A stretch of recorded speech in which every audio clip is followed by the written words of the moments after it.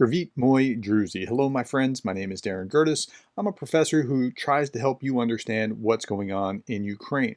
Today, I want to talk about 7 must-understand political concepts or political movements around the world that you have to understand if you're understanding where we're going in Ukraine as we move toward the future. Okay, so I'm going to start here. This is my least favorite of the bunch, and it's in Politico. Ukraine could join ranks of frozen conflicts, a U.S. official says. Now, if you read through the article, it's talking about a frozen conflict like North and South Korea or something along those lines. And what they're talking about is that the Department of Defense is scenario planning or gaming out what could happen in the future. They're not saying that this is going to happen or this is what they want to happen, but they're saying, like, what if it just gets to a place where you don't go any farther, Russia, you don't go any farther, and there's kind of like a neutral zone or something along those lines, and we get to that place. God forbid, I don't want that to happen, but they are thinking through that possible contingency. Now, how that was carried in RT was a little different. The U.S. wants to freeze Ukraine conflict, says Politico. The administration of U.S. President Joe Biden is reportedly considering freezing the conflict in Ukraine for the foreseeable future. That's not what they were saying, but they are gaming out all kinds of different scenarios. So keep your eye on that. And so this is issue number 1, and it's just an extension of what if Trump comes to power, or what if another president who is hostile to supporting Ukraine comes to power and they can't sustain things. So it's that kind of looking at the trends. Okay, number 2. So the second one was really interesting. Ukraine's first lady asked South Korea for defense systems and non-lethal military hardware. Now, there's Europe almost in lockstep, with the exception of, say, Orban and maybe a little bit elsewhere. But Europe is in lockstep behind Ukraine, generally speaking. And then there is Japan and South Korea, which are essentially Western powers just in the East. And so, I mean, in the way that they think, in the way that they behave, in the way that they operate. Now, what's interesting about this is that South Korea has something in its culture about not providing arms to a country at war. Like, they don't want to be involved in that kind of thing. I'm not sure I fully understand it, but asking South Korea for defense systems, that's, or humanitarian aid or non-lethal military hardware or things along those lines, if they can get movement out of there, that's real progress from South Korea, who would be an ally, who's right on the border with Russia, just like Ukraine is. And we don't tend to think about it just quite like that. South Korea is also right on the border with North Korea, and as North Korea, here's what to look for. As North Korea continues to supply Russia, look to South Korea to get more involved. In the same way that as Iran has supplied drones to Russia, Israel has become more free in humanitarian aid and eventually might even provide an Iron Dome system. Okay, so that's thing number 2. Here's thing number 3, and I first read this in RT. Kissinger changes his stance on Ukraine joining NATO. Last fall, Kissinger insisted that it was not a wise American policy to attempt to include Ukraine in NATO, and he got a lot of blowback for that. However, in his interview on Wednesday with a British outlet, the politician who turns 100 on May 27th suggested that for the safety of Europe, it is better to have Ukraine in NATO. Wow, I couldn't believe that they actually printed that, and then I tracked down where that came from, and it turns out that it comes from The Economist. Now, what Kissinger actually said in the article was that Russia's not that big or not that strong of a conventional power, and it would be safer for all of Europe if Ukraine was part of NATO, and then it would be less likely to attack it, that kind of thing. So it's a pretty interesting turnaround for Kissinger, and he actually said it.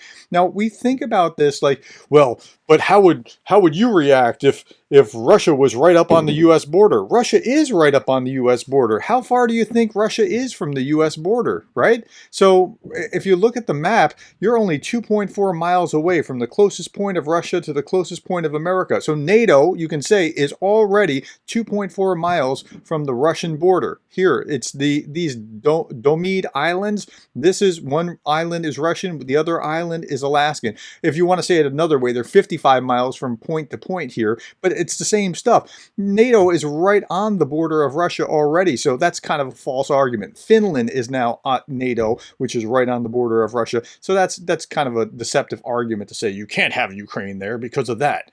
Okay, let's go on to the next point. The next one, Ukraine deal is extended by 2 months and it helps to ease the food crisis. That's true. But you know who it's going to really help? It's going to help Erdogan. Erdogan right now got this 2-month extension, and he's in the middle of a runoff with his opponent politically for another term in office. And Erdogan has really benefited. He's not a friend of Ukraine, but he's not exactly a friend of Russia. He's a friend of Erdogan. It's kind of like when you analyze Trump. Trump is all about Trump. And if you understand that, Trump makes sense. Same kind of thing here with Erdogan, and Erdogan is a big winner in this crisis. Who else is a big winner? China. China's a big winner. Look at this. China, this is the next one. China woos Central Asia as Ukraine war weakens Russian influence. Look, the biggest byproduct of the war that Russia unleashed on Ukraine, the biggest byproduct is that it's making China at least bigger by comparison, at least, if not bigger in general. So he's here, President Xi is here with the Central Asian republics that used to be understood to be in the Soviet Union's orbit, and now they're potentially going to move more into China's orbit. Here's Kazakhstan, Uzbekistan, Turkmenistan, Kyrgyzstan, Tajikistan. The one that we understand the most is Afghanistan, right? So here's China. And yeah, if they could be drawn into this orbit, and China wants to do trade and work through and have inroads into this area, yeah, China is the big winner in this whole mess, just like to some degree, Erdogan in Turkey is a big winner. Okay, trend number 6. The chair of the Ukrainian Supreme Court is arrested over a $3 million bribe. This was in RT, and so we'll take it with a grain of salt until we prove it out. Ukraine National Anti-Corruption Bureau has detained the chair of the country's Supreme Court. Local media have reported he's allegedly suspected of receiving a $2.7 million bribe. Yeah, if you go and try to prove it, so even if you listen to RT or read RT, you prove it out in Western media and see, yep, here's Reuters, Ukraine Supreme Court chief dismissed after being detained in bribery case. So this is the 6th big trend to look for. How is Ukraine dealing with corruption? When Zelensky came to power, he came to power talking about how he was going to, kind of do his best to stamp out corruption. That was his charge with the Servant of the People Party, and he had limited success, but he's having a greater amount of success because he knows that Western backers need him to stamp out corruption. And you keep hearing, Ukraine's a corrupt nation, Ukraine's a corrupt nation. Yeah, it's lower on the scale than you would like, but Russia's far worse. But you never hear anyone saying Russia's a corrupt nation. I've never heard anyone say that in any meaningful way other than in the comparison between Ukraine and Russia's far worse. Okay, even the Servant of the People, the video series that Zelensky was in that as an actor before he became president. There was even a bit in, I think it was season 2, where they were trying to find, they had this whole bit for a couple episodes about how they couldn't find a judge who wasn't corrupt for a trial. And this is just part of the corruption theme that has been there, but they're rooting it out. They're working at it. And again, they're working at it as a consequence of holding the ability. So wars do interesting things, right? The war is allowing them to root out corruption like never before. In the same way that, let's use as an analog, the slavery in the United States in the 1860s. It was hard to try to root out, and there were abolitionists trying to do that. But Lincoln could do it as a war measure where he just didn't have the political backing before in order to make it happen.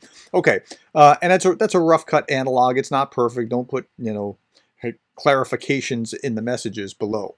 Okay, next thing, and this was really interesting. Russia-Ukraine war live. Putin bans officials from resigning to avoid impression of defeat. And I read through that article and I was thinking, what is that? Is that? Well, here's the British Ministry of Defense talking about it. The Russian state is likely effectively banning senior officials from resigning from their jobs while the special military operation continues. The measures likely extend to at least regional leaders, security officials, and members of the powerful presidential administration. In private, many officials are likely highly skeptical about the war, as well as often experiencing work stress within the dysfunctional wartime apparatus. The ban is likely enforced with strong hints that resignees will face trumped-up criminal charges. And yeah, one of the sources for this here is this Important Stories, and that's exactly what they said. I'm aware of at least 2 cases when governors tried to leave their posts, but in the internal policy department of the presidential administration, they were not just banned, but they hinted at criminal cases if they resigned. So that's something to look for. Look, you don't do this. You don't ban people from resigning unless people want to resign. And why did they want to resign? Because they don't want any part of this. So, okay. So those are 7 important things to be looking for as you move forward politically. I hope that helps you. By the way, I just want to mention this because I know I've had a lot of new viewers recently. And I mentioned this the other day. I wrote a book about Zelensky early on. So when the war broke and I heard I need ammunition, not a ride, I thought, wow, I got to learn a lot more about Zelensky. And within 3 weeks, I wrote a book that was basically his background and biography in the first few weeks of the war. I updated up about through month 4 or 5 of the war, through about Severodonetsk and Lysychansk, about that point. And somewhere along the way, I shifted to doing the YouTube videos, and I stopped updating the book, so it's about 5 months worth of the war. My daughter works in a fast food restaurant, and she mentioned it to a colleague, and this guy that she works with said, it totally changed my view of the war. I never understood, well, why should we support Ukraine? And he said, wow, I get it. I understand that now. And he told me that yesterday, which is why I'm again mentioning this now. So it's free on Kindle Unlimited if you have it, $3.99 to buy if you don't have Kindle Unlimited. And again, it goes only through the first about 5 months of the war. Okay, so that's all that I have to say. Those 7 trends to look for in the war in Ukraine. I hope that helps you. Thank you for being the kind of person that was willing to listen to me through this. Thank you for the likes, the shares, the coffees. Thank you for being the kind of person that cares about Ukraine. I'll be back tomorrow. I hope you will be too. See you then.